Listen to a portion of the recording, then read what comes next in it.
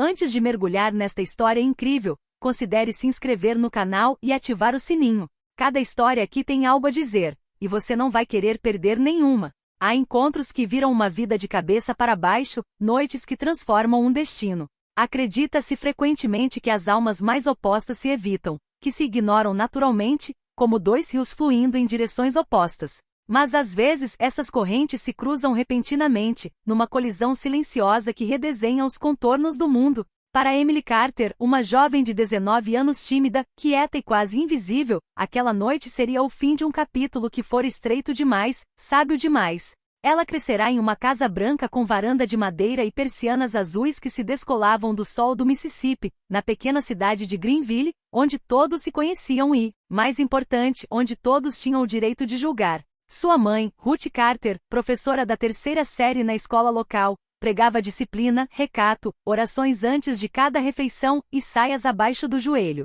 Seu pai, o reverendo Samuel Carter, governava a igreja batista com a mesma mão firme que usava ao abençoar ou repreender. Emily fora criada acreditando que o mundo era uma armadilha, que as grandes cidades engoliam almas puras e que a luxúria, especialmente a das mulheres, era um defeito a ser confessado, jamais assumido. E no entanto, apesar dos sermões, dos vestidos simples costurados à mão, e dos domingos passados em bancos de carvalho polido, algo ardia suavemente dentro dela. Um anseio por luz, por fuga. Por descobrir o que havia além do campanário, além do rio Yazoo, além dos julgamentos. Ela lia secretamente romances proibidos, sublinhava frases silenciosamente, ouvia desantigo em seu quarto, imaginando vidas distantes e livres. Nunca havia beijado ninguém. Mas já sabia que quando esse dia chegasse, seria uma decisão plena e consciente. Seu corpo e seu coração não pertenceriam nem aos seus pais nem à igreja, mas somente a ela. A centenas de quilômetros de distância em Nova York, outro mundo girava a uma velocidade que Greenville nem conseguia imaginar. Era o universo de Alexander Reed, 36 anos, um terno feito sob medida, um olhar firme, um sorriso raro. Muitas vezes desprovido de calor, CEO do grupo imobiliário Reed e Crown. Ele morava em uma torre de vidro com vista para Manhattan, em um apartamento onde cada móvel valia mais do que a renda anual de um morador de Greenville. Alexander era um homem que se fez sozinho na aparência, mas não na alma. Seu pai, um magnata inescrupuloso, havia lhe deixado tudo, exceto o amor. Sua mãe, uma artista perdida em um mundo frio demais, morrera jovem de álcool e solidão. Sua irmã, Lena, 7 anos mais nova, suicidou-se aos 20 anos, em um silêncio pesado, após anos de sofrimento sobre os quais ninguém queria falar. Desde aquele dia, Alexandre se isolou no controle. Cada hora de sua vida era planejada. Cada relacionamento calculado. Ele não se apaixonava, assinava contratos. Não fazia promessas, escrevia cláusulas. As mulheres em sua cama eram lindas, cultas, poderosas. Mas nenhuma delas tocava o que restava de humanidade nele. Ele evitava qualquer coisa que pudesse se assemelhar à ternura. Até esta noite. Depende dela. Ela que não veio do mundo dele, que não tinha nada a provar para ele, nada a vender para ele. Ela, a quem ele não compreendia, mas cujos olhos o desarmavam com um simples olhar.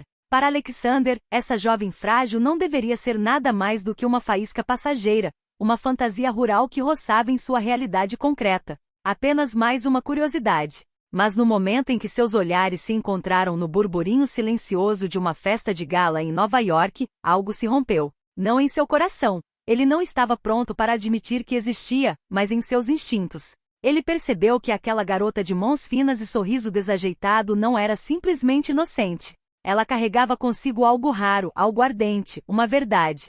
E essa verdade perturbaria os muros espessos que ele passara 15 anos construindo. O destino, caprichoso e implacável, os uniu em Charleston, uma cidade congelada entre a agitação do sul e as memórias de outra época. Naquela noite, o calor era abafado, quase sufocante, como se até o ar soubesse que algo irreversível estava prestes a acontecer. O baile beneficente para crianças carentes estava sendo realizado em uma antiga mansão restaurada, um prédio de tijolos vermelhos com colunas brancas, iluminado por guirlandas douradas, candelabros de cristal e violinos discretos. Os maiores nomes da costa leste se reuniram ali, vestidos de seda, veludo e com ambições disfarçadas de filantropia. Emily Carter, que nunca havia posto os pés em um lugar tão suntuoso, entrará pela porta dos fundos, literalmente.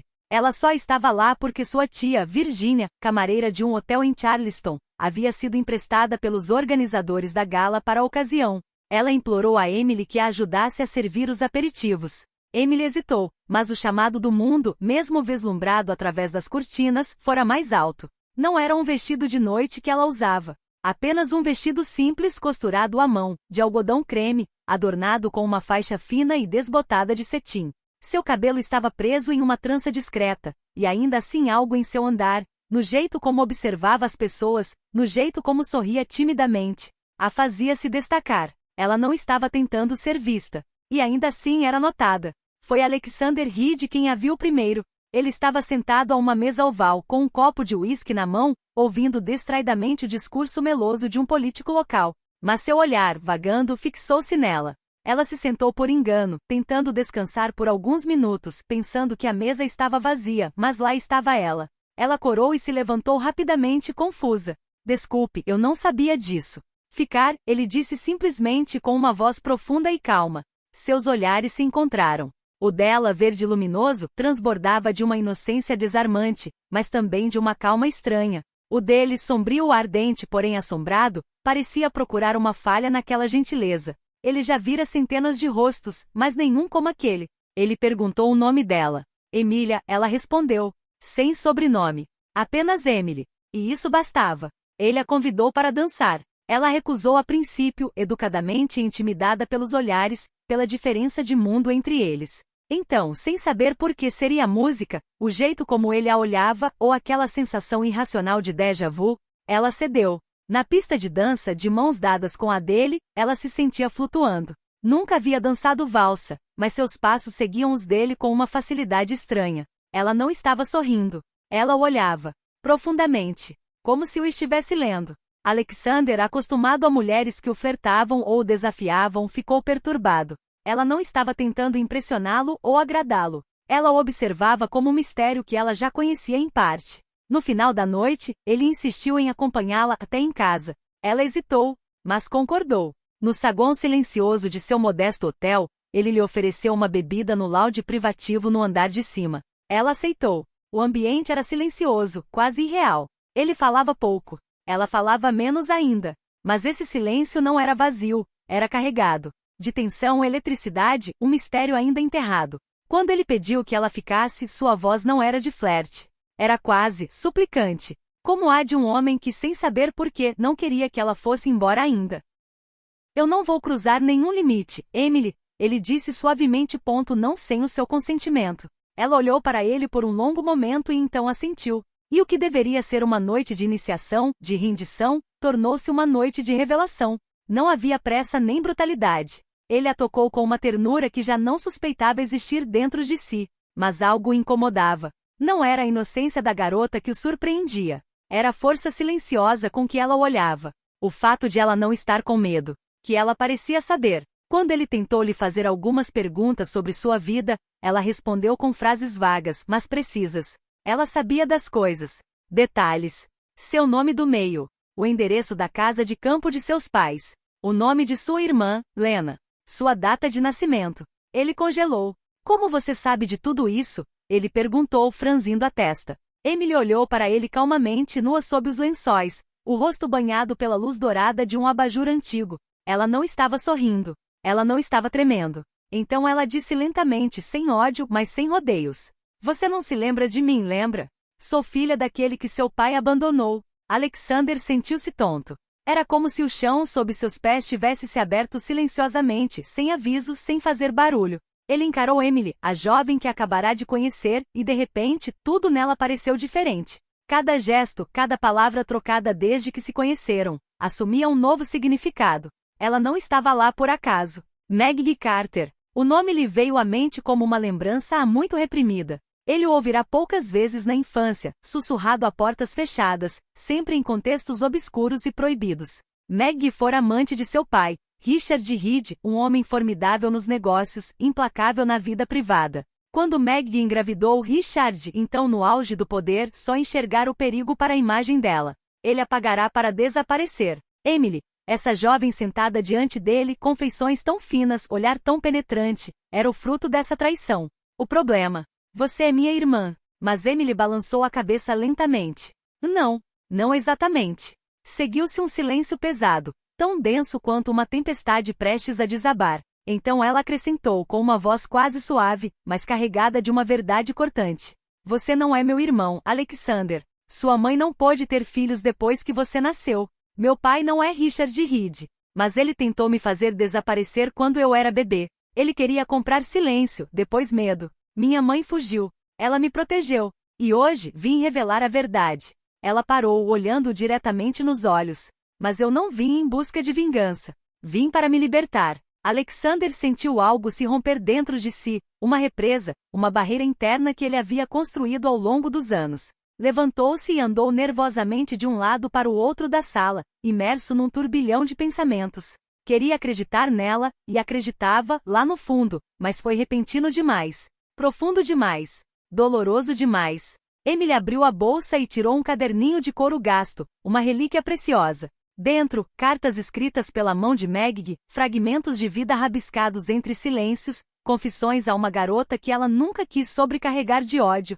Ela guardou tudo. Cópias de transferências bancárias, cartas ameaçadoras, uma foto rasgada do seu pai ao lado dela, muito antes de ele a renegar. Eu não inventei isso, Alexander. Li tudo isso quando ela adoeceu, pouco antes de morrer. Foi quando decidi vir te procurar. Alexandre pegou o caderno, com as mãos trêmulas.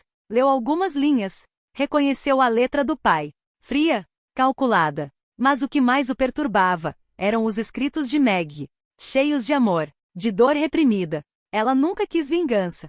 Ela só queria que sua filha vivesse livre, sem vergonha. Enquanto ele fechava lentamente o caderno, seus olhos encontraram os de Emily. Você está bravo comigo? Ele murmura. Ela balançou a cabeça. Não, você não é ele. Eu soube no momento em que te vi. Você está marcado por algo. Uma dor antiga. Uma perda. Ele desviou o olhar. Não era apenas uma lembrança. Era uma ferida aberta. Sua irmã, Lena, morta há 15 anos.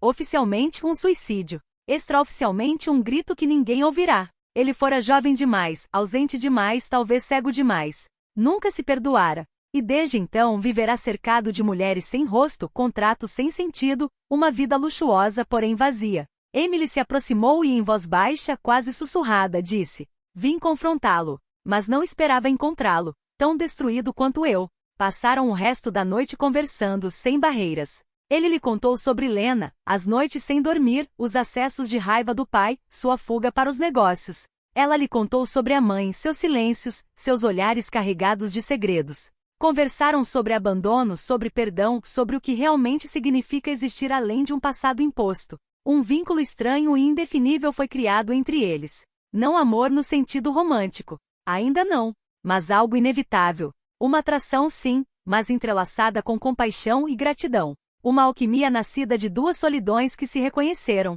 E quando Alexander tentou, alguns dias depois, se afastar, acreditando que estava fazendo a coisa certa, acreditando que estava protegendo-a de um mundo que era muito escuro, Emily olhou para ele sem vacilar. Você acha que está fugindo para me salvar, mas nunca esteve tão vivo quanto quando me ouve. Não é você que eu vim procurar, Alexander. É a minha própria liberdade. Ele ficou ali congelado. E pela primeira vez em anos, ele teve medo de perdê-la. Quando o escândalo estourou, foi como uma tempestade de inverno chegando sem aviso. Os tabloides se aproveitaram da história com voracidade feroz. A filha escondida da amante de Richard Reed confronta o herdeiro do império imobiliário segredos. Traições e paixões proibidas. Emily Carter, uma desconhecida que veio abalar os arranha-céus. Boatos circulavam. Alguns diziam que Emily estava manipulando Alexander. Outros alegavam que ela era uma oportunista, buscando extorquir dinheiro ou chantagear a família Reed. As redes sociais foram a loucura. Imagens vazadas de Emily saindo do apartamento de Alexander viraram manchetes. Rostos desfocados alegavam conhecê-la. Abutres circulavam. Nos corredores da Reed e Crown, o pânico era palpável. Investidores se retiraram um a um. As ações despencaram. Parceiros estratégicos exigiram responsabilização. E os inimigos de Alexander, espreitando nas sombras por anos, sentiam cheiro de sangue. Alexander se viu encurralado. Ele estava sendo pressionado a repudiar Emily publicamente e restaurar a reputação do grupo. Seus advogados o pressionavam a cortar relações. Sua diretoria já estava falando em substituí-lo. Então, uma noite, ele pediu para Emily ir embora. Não porque ele duvidasse dela, mas porque ele estava com medo. Vai, Emily. Vai para algum lugar onde não possamos te alcançar. Eu cuido disso sozinha. Ela o olhou longamente, sem raiva, sem lágrimas. Então aproximou-se, colocou a mão em seu rosto e disse simplesmente: não. No dia seguinte, ela falou, diante das câmeras, sem anotações, sem maquiagem, sem artifícios. Ela contou sua história, sua mãe, as cartas, os vazamentos, a verdade que havia descoberto. Ela não pediu vingança. Ela não pediu justiça. Ela falou sobre ele. Alexander Reed não é o pai dela. Ele nunca me menosprezou. Ele me ouviu. Ele acreditou em mim. Ele me salvou. Ele me viu como pessoa. Sem problemas.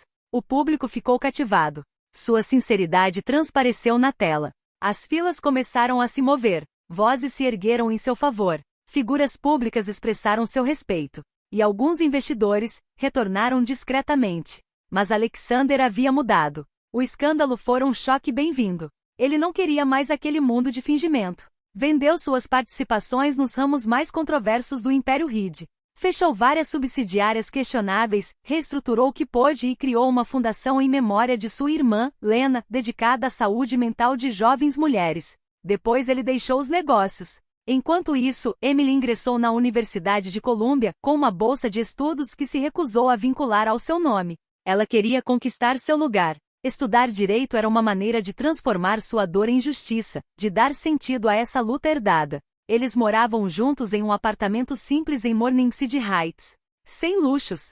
Sem fachada. Eles se amavam, mas sem pressa. Sabiam que o fogo ainda ardia entre eles, às vezes até mais intenso do que no início. Mas estavam construindo algo diferente. Um relacionamento baseado na cura lenta, na livre escolha, na escuta genuína. Às vezes, durante as longas noites de inverno, quando Nova York ficava silenciosa sob a neve e os postes de luz projetavam sombras nas paredes, Emily se aconchegava nele. E num sussurro, ela sussurrava. Você pensou que eu era uma virgem inocente, mas era você quem precisava ser salva. Ele nem sempre respondia, mas apertou os dedos dela com um pouco mais de força. 3 anos depois, em uma pequena clareira nas profundezas das montanhas de Vermont, eles trocaram votos. Sem fotógrafos. Sem convidados famosos. Apenas alguns entes queridos. Algumas verdades. E 2 almas curadas. Emily usava um vestido marfim simples, mas radiante, costurado pela mesma tia com quem comparecera à festa de gala de Charleston. Alexander, trajando um terno cinza claro, tinha olhos marejados. Nada de discursos extravagantes. Apenas estas palavras, sussurradas como uma promessa. Você me fez acreditar que eu poderia ser um homem livre. E ela, com os olhos brilhando. Você me lembrou que eu não nasci para ficar em silêncio. O vento nas folhas era sua música. O silêncio, seu testemunho. E o amor, seu renascimento.